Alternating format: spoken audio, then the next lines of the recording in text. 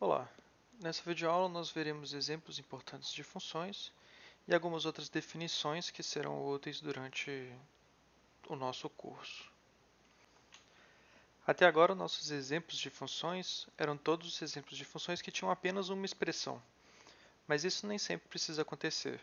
Na verdade, a gente já até fez uma função que a expressão da função depende do domínio dela. Se a gente lembrar, ele que define a função f de x igual a módulo de x, a expressão do módulo de x depende se x é positivo ou negativo, né? Então, a gente pode definir a função módulo de x como sendo a função que vale x, caso x seja maior ou igual a zero, e menos x, caso x seja menor do que zero. Então, veja que a f tem duas expressões diferentes, dependendo do intervalo ou do domínio que ela tiver. A gente pode fazer isso de uma maneira um pouco mais complicada, né? Se f vai dar reta na reta, a gente pode definir ela em certos intervalos diferentes. Então, se o x for menor ou igual a zero, a expressão da f vai ser 3x menos 1. No intervalo 0, 2, né, aberto em 0, fechado em 2, a f vale x ao quadrado. E se x for maior que 2, a f de x vale 1. E aí a gente pode unir essa informação para desenhar o gráfico de f. Veja que aqui, para x menor ou igual a zero, ela é igual à reta. Essa reta é a reta 3x menos 1, é a reta de expressão 3x menos 1. Aqui, né, no zero ele ainda vale, né, o f de zero ainda usa essa expressão. Para x entre 0 e 2, a gente tem x ao quadrado, então aqui a gente tem a parábola, né, y igual a x ao quadrado, até quando x vale 2. Se o x é maior que 2, ela fica sendo, né, constante igual a 1.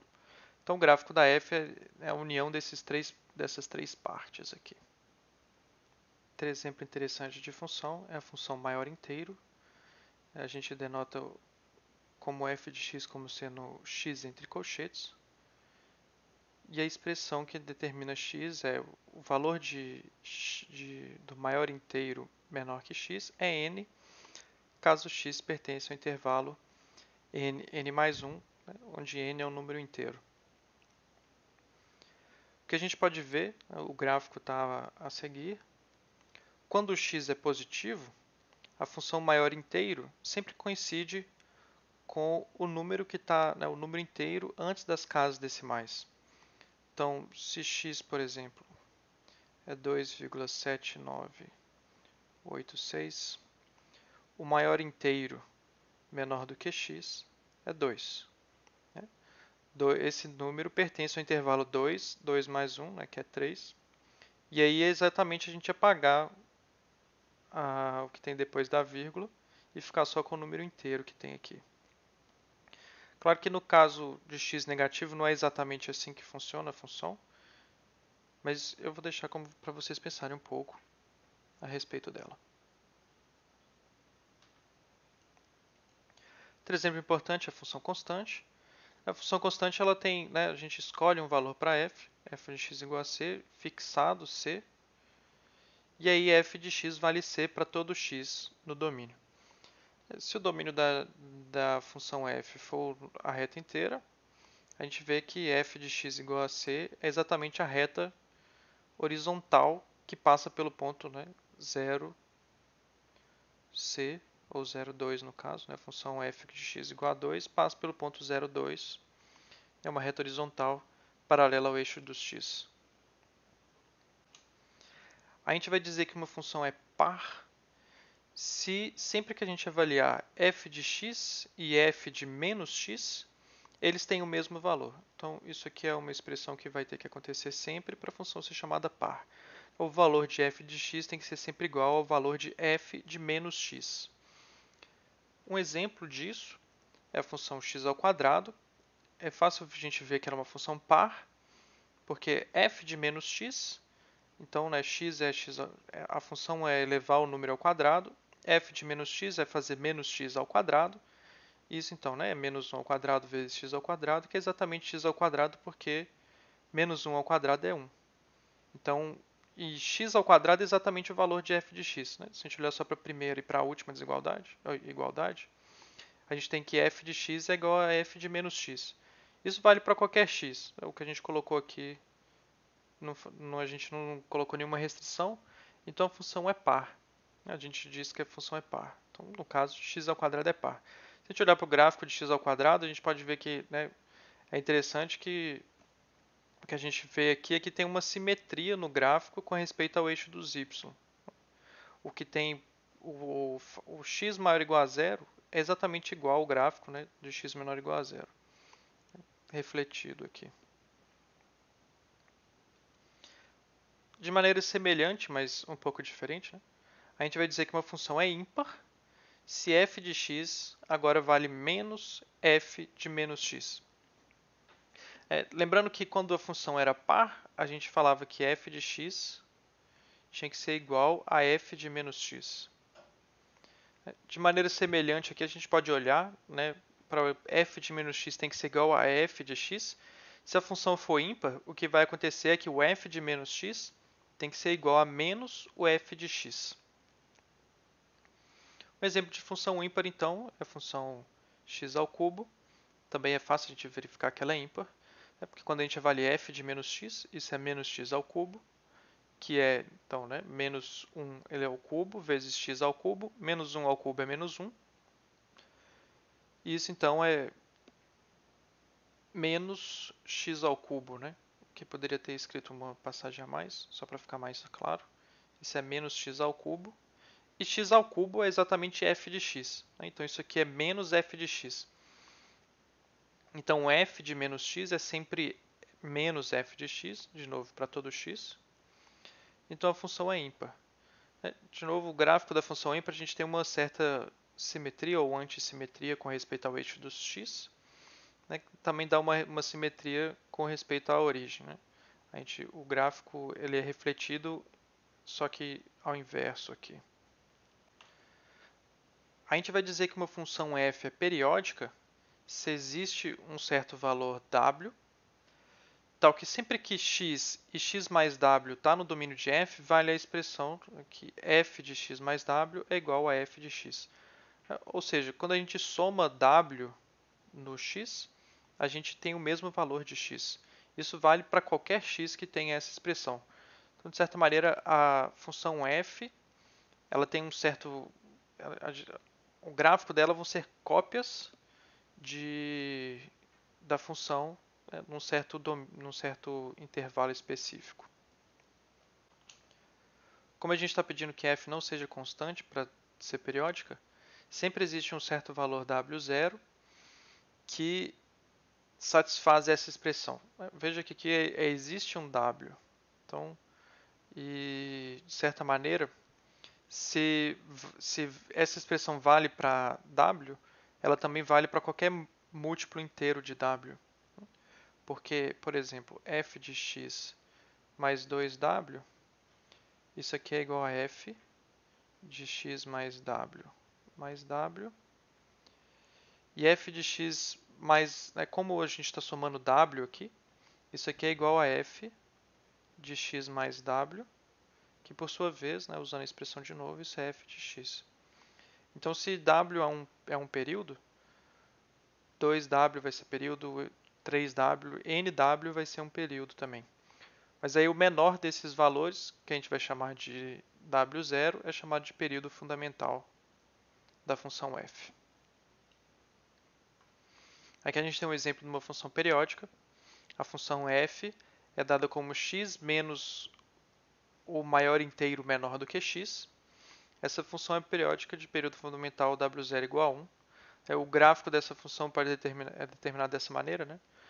Então, a função x é a reta. Né? A gente está sempre tirando o maior inteiro menor do que x. Então, de certa maneira, o que a gente está fazendo nessa função é apagando o inteiro da expressão, né, do número, e considerando só as casas decimais desse número. Então, saindo do zero, a gente vai considerar as casas decimais, né, porque o maior inteiro nesse intervalo é sempre zero. Aqui o maior inteiro é 1, mas a função x continua aqui. Né? A diferença dela vira esse intervalo, vira esse gráfico, e vai por assim por diante. Então aqui não é difícil ver que vale, né, que f de x mais 1 é igual a f de x para todo x. Nós vamos dizer que uma função f é sobrejetora se o contradomínio de f, b, for igual à imagem de f pelo domínio A. Ou seja, se a imagem de f é todo B. Isso significa, né, que todo ponto do contradomínio da função é atingido por pelo menos um valor de x. Sempre tem para todo y em B, existe um x em A, tal que f de x é igual a y. E a gente vai dizer que uma função é injetora se sempre que a gente pegar dois caras diferentes no domínio, a imagem deles são também diferentes no contradomínio. Em linguagem matemática a gente tem assim, né? Se x é diferente de y, então o valor de f de x tem que ser diferente do valor f de y. É claro que se a função for injetora. Alguns exemplos de funções, né? A função f, veja que aqui a gente está colocando o contradomínio zero mais infinito. Então, o x ao quadrado é sobrejetora nesse contradomínio, porque, né, todo valor positivo ele é o quadrado de um certo número. A gente pega a raiz desse número, né, se a gente pegar y, a raiz de y vai ser um número positivo, que está no domínio da função f, que a gente vai poder aplicar f nela e cair nesse y. Com observação aqui, né, veja então que o fato do contradomínio ser zero infinito é muito importante, porque se a gente considerar g a função x², né, a mesma expressão, mas agora com domínio R, essa função não é sobrejetora, porque não existe nenhum x real tal que g de x é igual a menos 1, por exemplo. Não existe nenhum x real tal que x ao quadrado dê menos 1. Então, nem todo ponto do contradomínio da função g é atingido pelos valores de g de x. Então, essa função não é sobrejetora. E equivalentemente à definição de injetora que a gente viu antes, né, a definição que a gente viu, expressão matemática era essa, a gente pode, né, ler a contrapositiva e falar então, né, se uma função é injetora e dois valores da imagem são iguais, então se a gente pegou x e y, tais que o f de x é igual a f de y, isso vai implicar necessariamente que o x e o y eles eram o mesmo cara no começo. Aqui a gente tem que lembrar, né, que a gente tem que tomar cuidado com as definições de injetora e sobrejetora, porque elas são altamente dependentes do domínio e do contradomínio que a gente está definindo na nossa função. A função f de RR, que pega x e leva em x², ela não é injetora com domínio RR. É claro que se a gente pegar x igual a 1 e y igual a menos 1, é claro que o x é diferente de y. No entanto, f de x é igual a f de y. Os dois valem 1. F de x é igual a f de y, que é igual a 1. Então a gente tem dois valores que são diferentes no domínio. Quando a gente aplica f, eles dão o mesmo resultado. Então essa função não é injetora. E, né, para deixar essa função injetora, a gente pode colocar aqui, né? Se a gente trabalhar só com números positivos, aí a função f de x ao quadrado se torna injetora nesse domínio. Vou deixar a verificação como exercício.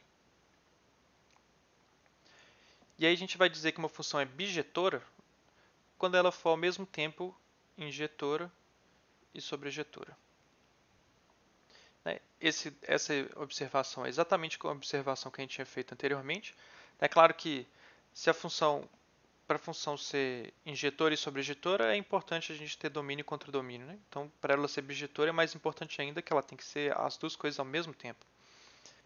Então, como exercício, a gente vai, vou deixar como exercício para encontrar um domínio e um contradomínio apropriado para que a função f de x igual a x ao quadrado seja bijetora, né? Lembrando então, ela tem que ser injetora e sobrejetora simultaneamente.